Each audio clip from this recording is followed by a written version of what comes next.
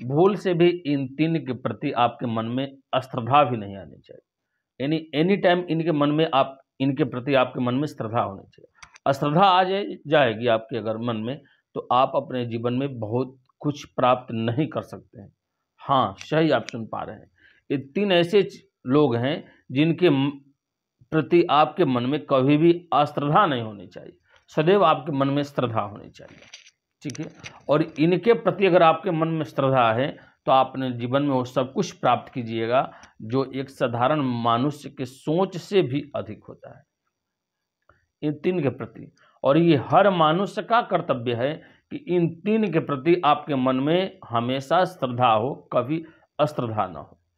आप अपने जीवन में अगर सक्सेस होना चाहते हैं, सफल होना चाहते हैं, अपने आप को विकसित करना चाहते हैं, अपने आप को समाज के आगे अगली पंक्ति में खड़ा करना चाहते हैं, तो इन तीन के प्रति आपके मन में कभी अश्रद्धा नहीं होनी चाहिए। सबसे पहला चीज समझिए, इसमें से सबसे पहला चीज मैं बता रहा हूं आपको, सबसे पहला पॉइंट नोट कीजिए, कॉपी पेन उठाइए, नोट कीजिए। सबसे पहला इसमें चीज आता है, वो क्या है? वो आपके पिता और आपके माता, माता और पिता, पिता और माता आपके, ये दोनों एक हैं। हम भले इन्हें अलग अलग रूप में देखते हैं, लेकिन ये दोनों एक हैं। इन्हीं दोनों के संयोग से, इन्हीं दोनों की प्रेरणा से, इन्हीं दोनों की पावन कृपा से इस संसार में चाहे हम हो चाहे आप हो, हमारा जन्म हुआ है। तो जो हमारा जन्मदाता है, जो हमारा जन्मदाता, जो हमको इस संसार में लाने वाले हैं, उनके लिए हमारे मन में कभी भी अश्रद्धा नहीं होनी चाहिए। ये बात आपको ध्यान देने की चीज़ है, कभी अश्रद्धा नहीं होनी चाहिए। इनको अगर आप कष्ट पहुंचाकर, दुख पहुंचाकर, टेंशन देकर, इनको निरादर करके आप चाहते हो कभी भी अपने जीवन में सक्सेस होना, सफल होना, तो आपको भले लगता हो कि हम जीवन में अपने सक्सेस हैं, सफल हैं, लेकिन दिल पर हाथ रखकर देखिएगा, कभी आप सक्सेस और सफल नहीं हो सकते इनके प्रति अगर आपके मन में अश्रद्धा है तो। दूसरा इसमें सबसे बड़ा स्थान आता है, दूसरा वो सबसे बड़ा स्थान आता है, उनका नाम है अतिथि, जो बिना बताए हुए तिथि पर आपके घर आ जाए किसी भी कारण से। उनको भोजन कराते समय, कुछ देते समय, उनको विश्राम कराते समय, यानी कोई भी चीज़ के प्रति उनके मन में, आपके मन में अश्रद्धा नहीं होना चाहिए उनके प्रति, अतिथि के प्रति।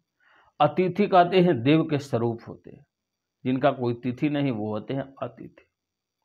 तो उनके लिए आपके मन में थोड़ी सी भी अश्रद्धा आपके जीवन में बहुत तरह की समस्या को खड़ा कर सकती है, और उनके प्रति आपके मन में श्रद्धा आपके जीवन के बहुत कुछ सिस्टम को बना सकती है, आगे कर सकती है, और समाज के आगे पहलू तक आपको पहुंचा सकती है।